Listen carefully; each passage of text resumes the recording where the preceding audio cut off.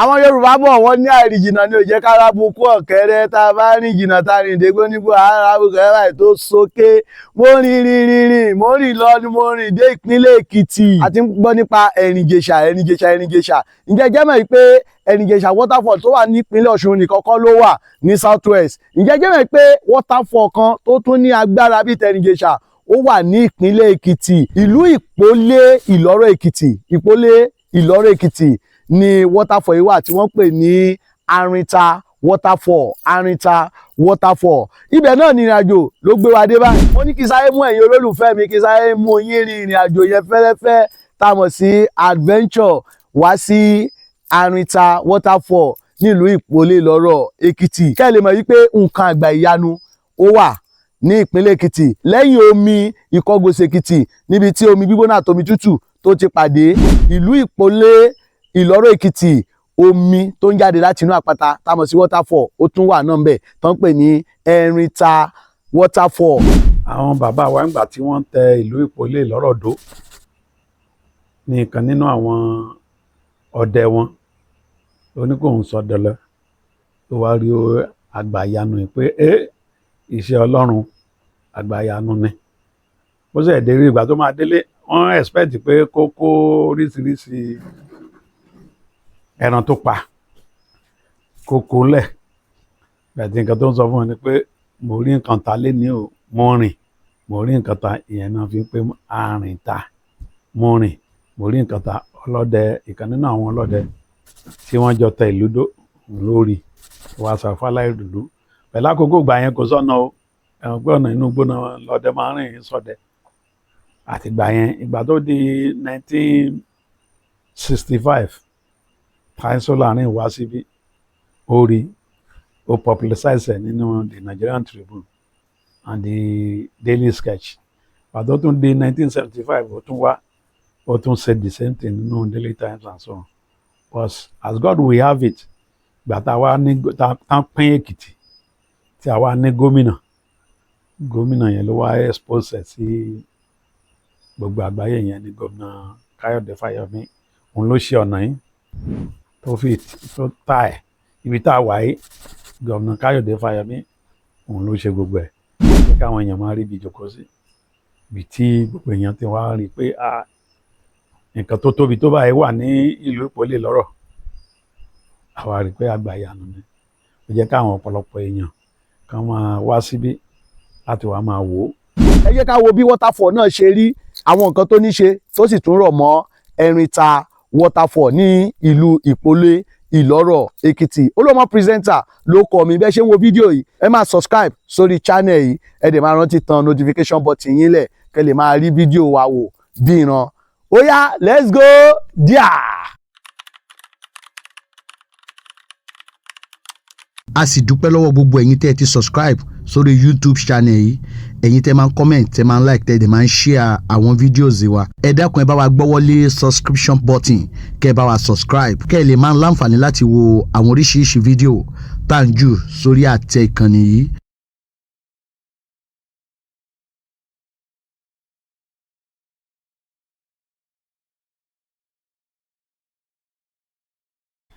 yes ẹ ṣeun bí ẹ ṣe ń follow Olúọmọ presenter ẹ máa subscribe sórí YouTube channel yẹn a ti wà nínú Arinta Waterfall nílùú Ìpolé Ìlọ́rọ̀ nípínlẹ̀ Èkìtì gẹ́gẹ́ bí mo ṣe sọ fún yín èyí tó ṣókùnkùn sí ọ̀pọ̀lọpọ̀ ẹ̀yin tẹ̀ ń láǹfààní láti wò wá ó ṣókùnkùn náà sí wa náà tẹ́lẹ̀ o torí wípé ìrìn àjò ló gbé wa discover ẹni tó jẹ́ gẹ́gẹ́ bí alábòjútó tó ń wà níbí báyìí kí ló kọ yín. Mr. Adékọ̀àjọ Adébíyì. ó ti tó gbà wo tí ẹ ti wà ní ibi. last year ni mo bẹ̀rẹ̀ iṣẹ́ bí àwọn kan ti ṣiṣẹ́ before níbí ṣùgbọ́n last year lèmi ṣẹ̀ṣẹ̀ wọ bí tí mo wá. lẹ́sẹ̀ wọ bí báyìí ó ti tó gbà wo tí odò yìí tó ti wà ní. àwọn bàbá wa ló lè sọ nípa ẹ̀ torí pé àwa kéré gan-an ṣùgbọ́n nínú history tá a mọ̀ ni wípé àwọn bàbá wa láéláé àwọn tó ń ṣọdẹ ńgbà yẹn àwọn ló discover ẹ̀ tán fi wá sí ìgboro ní ìgboro lọ́dọ̀ kábíyèsí tó wà ń gbà yẹ tán wá ṣàlàyé pé nǹkan báyìí làwọn mọ̀ rí wípé wọ́n rómi tó bọ́ láti inú àpáta so ni àwọn èèyàn náà wá síbẹ̀ tán wá wò láti ìgbà yẹn náà láti ní àwọn èèyàn ti máa wá díẹ̀ àwọn òyìnbó gan máa wá dáadáa àwọn òyìnbó wá ju àwa ọmọ Yorùbá lọ ń gbà yẹ tá ń gbé báyìí ọ̀nà tí sí ń gbà yẹ títí tó dà pé àwọn ọ̀làjú bẹ̀ sí ń dé táwa Yorùbá bẹ̀ sí ń tọ́mẹ̀ sí ní ń wá náà tọ́mẹ̀ sí ní wá. a jẹ́ pé ṣé ibi ìbàyẹ̀ ti wá ń fẹjú báyìí àwọn èèyàn ti wá ń wá dáadáa. àwọn èèyàn ti wá dáadáa ibi ti fẹjú ó ti kọjá bí àtẹ̀yìnwá. ṣé lè mú wa débi odò yẹn káàdì bí ó kàn tẹ̀ ṣe rí torí àǹfààní àwọn èèyàn wa ó yá ẹ jẹ́ ká sáré débẹ̀.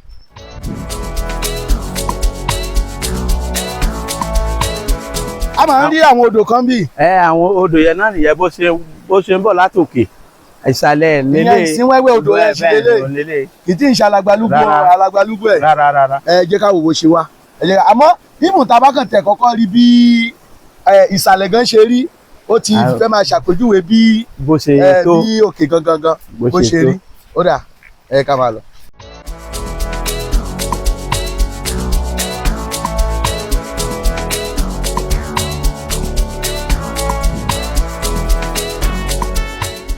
ẹ káàbọ̀ sí Arinta Waterfall gẹ́gẹ́ bá a ṣe sọ lẹ́kọ̀ọ́ nípa fẹ́ mú yín rin ìrìn àjò tó lágbára wípé kì í ṣe ìrìn Ìjẹ̀ṣà nìkan ni wọ́n ní waterfall ìpínlẹ̀ Èkìtì náà ní waterfall ìyẹn ní Arinta Waterfall nílùú Ipole Iloro ní ìpínlẹ̀ Èkìtì tẹ́ bá ti ń bọ̀ láti ìpínlẹ̀ Ọ̀ṣun tẹ́ ti kọjá Iléṣà ẹ wọnú ẹ̀fọ̀n alààyè tẹ́ bá ti wọnú ẹ̀fọ̀n alààyè inú ẹ̀fọ̀n alààyè lẹ́ máa gbàdé Ipole Iloro sílùú ẹ̀fọ̀n alààyè kò ju bí 10 minute drive tẹ́ bá ń bọ̀ láti ìpínlẹ̀ Ondo nìyẹn nílùú Àkúrẹ́ tàbí ìpínlẹ̀ Ondo ẹ lè gba Ìgbàrà Òkè Ìgbàrà Odò mọ́ Ìkọgòsì sí Ìpole kò ju bí 5 minute drive bẹ́ẹ̀ ṣe máa wá nìyẹn tó yẹ pé ìlú Adó náà lẹ ti ń bọ̀ ẹ gba Ìlàwọ̀ Èkìtì wá sí Ẹ̀rìjìyàn wá sí Ìkọgòsì wá sí ìlú Ipole Iloro wọ́n ní ìpele méje ní odò yìí ní ṣé lóòótọ́ ni. bẹ́ẹ̀ ni sà. ìpele wo la wà yìí. ìpele kínní la wà yìí. ìpele kínní ló ń dà tó yìí. bẹ́ẹ̀. ṣé ìpele méjèèjì làwọn èèyàn náà máa ń dé. ló máa ń dé bẹ́ẹ̀ máa ń dé. àmọ́ àwọn ẹlòmíì tí agbára wọn bá gbé wá dúró ní ìpele àkọ́kọ́ ẹlòmíì lè dúró ní ìpele kejì ẹlòmíì lè dúró ní ìpele kẹta kẹrin karùn-ún títí dé ìpele méje. Kí ni àwọn nǹkan tí ó rọ̀ mọ́ bí gẹ́gẹ́ bí èèwọ̀ má ṣe. Nípa ìyẹn omi ẹ kò ní èèwọ̀ kankan bí kò ṣe wípé nǹkan tí látìgbà tí mo ti débí tí mo dẹ̀ ti rí àpẹẹrẹ òun ni wípé mo rí àwọn pásọ̀ tó máa wá ṣùgbọ́n kì í ṣe àwọn pásọ̀ tó máa lo kankan àtẹ̀ṣe ọ̀sẹ̀ wọ́n wá síbí wọ́n á wẹ̀ wọ́n á dẹ̀ pray wọ́n á gbàdúrà wọ́n á dẹ̀ máa lọ wọ́n dẹ̀ sì ń rí ìbéèrè àdúrà yẹn wọ́n rí dáhùn àdúrà àwọn rí ìyanu bẹ́ẹ̀ ni kò ní èèwọ̀ bí òòṣà kan àbí pé wọ́n bó ṣe mọ̀ àwọn omi tó wà tó lè máa bọ̀ wọ́n eléyìí ò rí bẹ́ẹ̀ jù pé kán ṣe prayer fọ́nì tí tó tún wà bẹ́ẹ̀ ni wípé tí omi nǹkan tí mo rí tó jẹ́ bíi spiritual ni wípé tí omi yẹn bá ti tá a bá kọ́kọ́ dé bí díẹ̀ tá a bá wa ṣe ń bọ̀ yẹn àwọn tí mo mọ́ a sọ fún àwọn tí mo máa ti mú wá ẹ máa wo ìpele tó wà o ẹ wò bó ṣe rọ́ọ̀ṣì tó tá bá ti ń débẹ̀ báyìí láàrin 5 minutes àwọn gan ti máa fọwọ́ tọ́ mi pé omi yìí ti ń increase ó máa ń increase ara ẹ̀ tó táwọn èèyàn máa tún ti wá tó máa pariwo tó ń ké tó ń pa Olúwa ògidì kan tó máa pé omi yà máa rọ́ọ̀ṣì sí a máa rọ́ọ̀ṣì sí a máa increase ara ẹ̀ débi wípé àwọn tó wọnú ẹ̀ ẹlòmíì nígbà tó bá wá increase ní bọ́dì ẹ̀ ó máa sájáde ní ṣùgbọ́n kò sí nǹkan ìwọ̀ kò ṣe nǹkan kò rẹ̀ ṣe èèyàn láburú. omi yẹn ń ṣe èèyàn láburú. no. ìpele àkọ́kọ́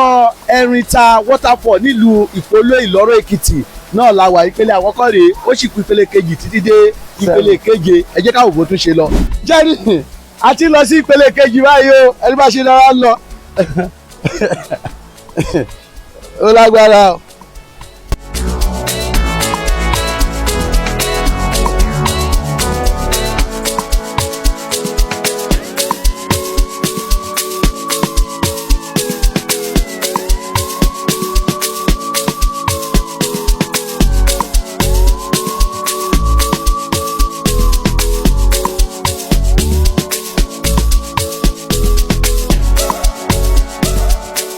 so tún lélẹ̀ báyìí.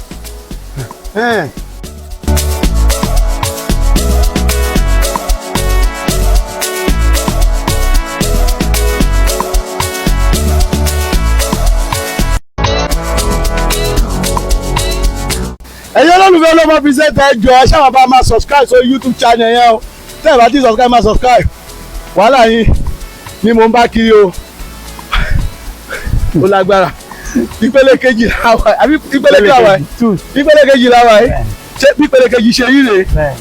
àwọn èèyàn kàn tẹ̀lé wo ìpele yìí ni kò sí àyè bí àti wẹ̀ wọ́n tún wẹ̀ ń bẹ̀ ọ̀nà wà ń bẹ̀ ọ̀nà tí wẹ̀ nìyẹn ẹ wo ìròyìn ò tá fojú bá o gbogbo èèyàn olólùfẹ́ wa tẹ́ ti dé ẹ̀rìn Ìjẹ̀ṣà waterfall rí tẹ́ ti dé gbogbo waterfall rí tẹ́ ẹ̀ bá ti dé Arinta waterfall nílùú Ìpolé Ìlọ́rọ̀ nípínlẹ̀ Èkìtì in fact ẹ mọ̀ pé Ọlọ́run kú iṣẹ́ lókè ọ̀run o ẹni tó bá sọ pé kò sọ Ọlọ́run á jẹ́ pé òkú lásán lolúwa ẹ̀ Ọlọ́run wa tá a bá rí àwọn iṣẹ́ ìyanu tó ń ṣe torí eléyìí gan ó jọ mí lójú mi mọ̀ pé a ní nǹkan tó tó báyìí ni àbí àwọn òkè tó kàn tẹ̀ tún yí ibi omi ìka ní ká tún sọ ni àwọn òkè yẹn lágbára gan o ó lágbára o ṣé a lè mẹ́jọ kan dé ìpele kẹta ẹja dé mi. ó dà.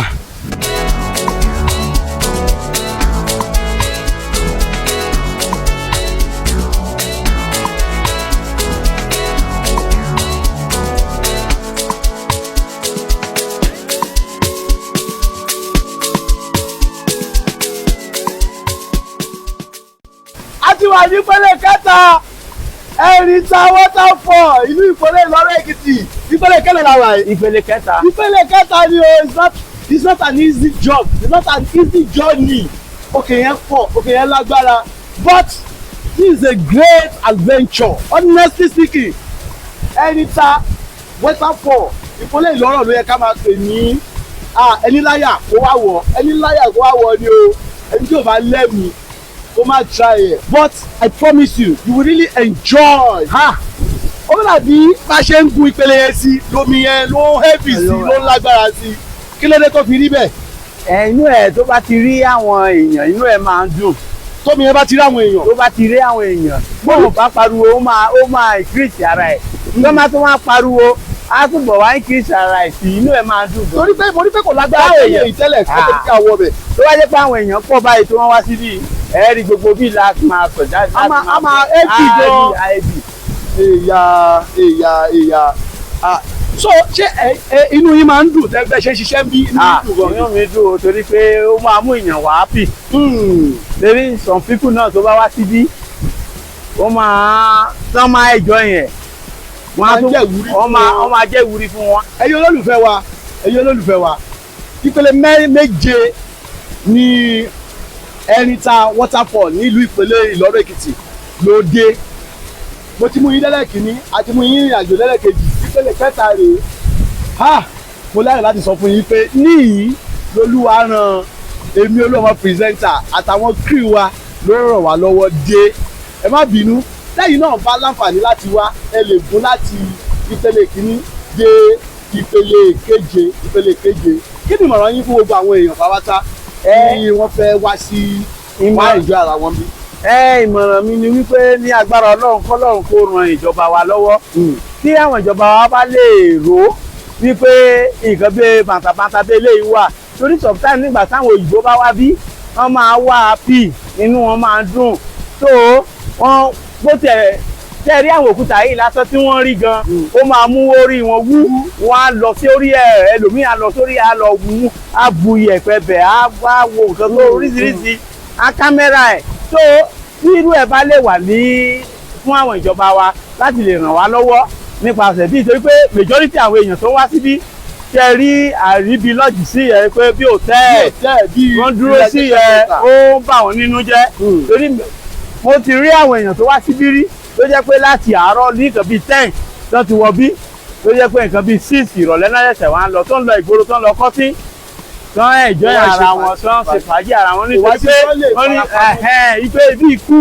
kò sí wà kò sáriwo kò sí nǹkan kan wọ́n dẹ̀ rà ń play fáǹdì wọn wọ́n dẹ̀ ń ṣe gbádùn ara wọn so ìyẹn ni àmọ̀ràn mi ni wípé kò sẹ́ni tó máa débí ná sínú ẹ̀ ò ní dùn torí pé inú mi dùn láti gbà tí mo débí majority àwọn students láti Port Harcourt wọ́n wá síbí náà. láti jìnnà káàkiri wọ́n ti rin ó ti omi ẹ̀ ti ń polongo ara ẹ̀ ó ti ń tẹ̀síwájú tó mo nígbàgbọ́ pé lágbára Ọlọ́run bó ṣe polongo ara ẹ̀ lọ pé ìyanu Ọlọ́run á ṣẹlẹ̀. ẹ ṣe gan orúkọ yín lẹ́ẹ̀kan sí. Orúkọ mi ni Mr. Adépàjọ Adébíyì. Adépàjọ Adébíyì àwọn náà ti mú wa káàkiri látàkọ́ ti mú wa rìnrìn àjò tí wọ́n ti mú wa lọ sáwọn ìpele ní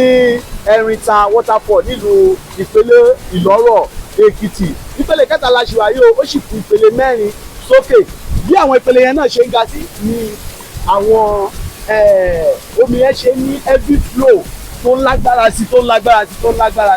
a kàn mú yín rìn àjò díẹ̀ kẹkàn lé pé kẹkàn rí ìtọ́wò ẹ̀ díẹ̀ ni. àwọn kankan tó jẹ́ torí ìgbà táwa náà wà kékeré a máa wá síbi àwọn kankan tá a notice ni pé tá a bá ti pọ̀ omi yẹn á máa pọ̀ sí nígbà òjò nígbà ẹ̀rùn á máa pọ̀ sí dèmọ́ tí a bá ti ń pariwo ẹ̀yà rẹ̀ mọ̀ pé àwọn ọmọ kékeré a máa wẹ̀ bí a máa pariwo òun náà á tún máa bá wa sáré á máa pọ̀ sí ó sì ń ṣe bẹ́ẹ̀ títí dé sí. gómìnà tó wà ń bẹ̀ yìí ó gbé ìgbésẹ̀ ara ìgbésẹ̀ tó gbé ni o ẹni tán gbé bí fún ti Fáyẹmí concession ẹ̀ fún àtẹ̀mí àjọ sáìn wípé kó máa ṣe ìgbà tí gómìnà bá rí ó wá rí pé kò sí nǹkan kan tó ṣe ń bí náà fi gbà lọ́wọ́ ẹ̀ tó bá jẹ́ pé kì í ṣe pé wọ́n gbà lọ́wọ́ ẹ̀ ń ṣe ẹ̀rí gbogbo bí tán tẹ̀rí pé tó clean kò ní clean àwọn á fi àwọn ọmọ yìí síbẹ̀ pé kán máa fojú tó so ọ̀pọ̀lọpọ̀ ìgbésẹ̀ ní ìjọba tó wà lóde ìyẹn gómìnà Bíọ́dún Oyèbánjí tó fẹ́ ṣe ara ẹ̀ ni pé ó wá àwọn tó lámìlaka wọ́n mọ̀ nípa tourism láti gbé fún kán bá lè ṣe nǹkan tó dáa lè sọ wọn nídìí wọn fẹ́ kán kọ́ ṣálẹ̀tì síbẹ̀ tó jẹ́ pé àwọn èèyàn bẹ́ẹ̀ ṣe dé yìí ẹ lè wọ ṣálẹ̀tì lọ ẹ lè decide láti sùn síbi di ọ̀la di ọ̀sẹ̀ kan lé ní lẹ́yìn ó yẹ kí bukatérìà kó wà bẹ́ẹ̀ káwọn èèyàn máa jẹun kán máa ṣeré bí wọ́n ṣe ṣe ìkọgòsì yẹn bẹ́ẹ̀ ni plan ní ìjọba tó wà lóde yìí nǹkan tó wà lọ́kàn ẹ̀ nìyẹn ṣùgbọ́n a nígbàgbọ́ wípé torí ìbò ti súnmọ́ a nígbàgbọ́ pé tí gómìnà wa Bíọ́dún Àbáyọ̀mí Oyèbánjí bá ti wọlé lẹ́ẹ̀kejì pé gbogbo nǹkan tá a sọ yìí ló máa ṣe mo fẹ́ kó wà ní international standard tí gbogbo àgbáyé wa máa wò wípé nǹkan tó tóbi tó lè wà ní ìpínlẹ̀ Èkìtì wípé kàn ṣe bíi kó rí mèremère kàn kọ́lé sí bá a ṣe wà bíi tí kábíyèsí gan bá decide láti gbé àwọn èèyàn wá kàn wá sùn bí kàn sùn kàn sanwó wọn kàn jí kàn dẹ̀ máa lọ kàn change of environment sẹ́tidé kọ́gòsì bẹ́ẹ̀ ẹ̀rí bọ́n ṣe kọ́gòsì ẹ̀rí pé environment bíi tó yàtọ̀ sí kọ́gòsì ẹ̀rí pé terrain wa environment bíi ó tó yàtọ̀ sí tọ̀hún yẹn tó tán bá lè develop bíi náà to that standard owó gan tí gọ́ọ̀mẹ̀ntì Èkìtì tó máa pa bẹ́ẹ̀ kò ní kéré lákòókò tèmi tí mo fẹ́ kébì kó bí mo ṣe fẹ́ kó rí tó bá bẹ̀rẹ̀ pẹ̀lú 200 million between 100 million to 200 million àṣìṣe tó pọ̀ nbí tó bá yá àwa máa ṣe sí ẹ mọ̀ by the time tó bá kọ́ bíi ṣálẹ̀tì bíi mélòó kan wọ́n á ti rẹ́ lòmíràn gan tó bá sọ pé do you need money we are ready báńkì á sọ pé we are ready to even borrow you bẹ́ẹ̀ ní ṣálẹ̀ kó bẹ̀rẹ̀ with that certain between 100 million to 200 million tàn bá ṣe ìkọ́lé at least nǹkan tó ṣe pàtàkì lọ́wọ́ tá a wà níbí ní ilé ìgbafẹ́ wípé kan tó bọ̀ máa wá sí bí wọ́n ṣe ń wá wípé níbi ìdáàbòbò wà kò sí bẹ̀rù kò sí pé à ń jiyàn gbé kò sí pé wọ́n dẹ́rù bà ẹnikẹ́ni níbi àlàáfíà wà níbí kò sí threatening nípa security kò sí ẹ̀rí bẹ́yìn olóòtú gan ṣe wá ẹ̀rí pé èrò ọba yín ẹ̀ ń dẹ́rí tẹ́ bá ń rìn lọ ẹ̀rí gbogbo environment ẹ̀ ń rí omi yẹn ẹ̀rí pé kò sí ibì kan tó wà yìí dì níbẹ̀ so gbogbo àwọn èèyàn tó ń wá tán dẹ̀ tí wá síbí àwọn gan máa comment ẹ̀ pé ibi wà then we are very security conscious níbí so nípa security dé àwọn àlejò wa they are very very secure nílùú Ipole Iloro. Orúkọ mi ní Ọba Aláyélúwà Isele Babatọ́lá Ọládélé JP Èkìtì kalẹ̀ síbẹ̀ kẹta Olúpolé ti ìlú Ipole Iloro. Olúọmọ presenter ló kọ mi ló kọ gbogbo àwọn tí a jọ ìrìn àjò yẹn. Ẹ máa rántí láti máa subscribe sórí YouTube channel yẹn kẹ́dẹ̀ máa tan notification button yín lẹ̀.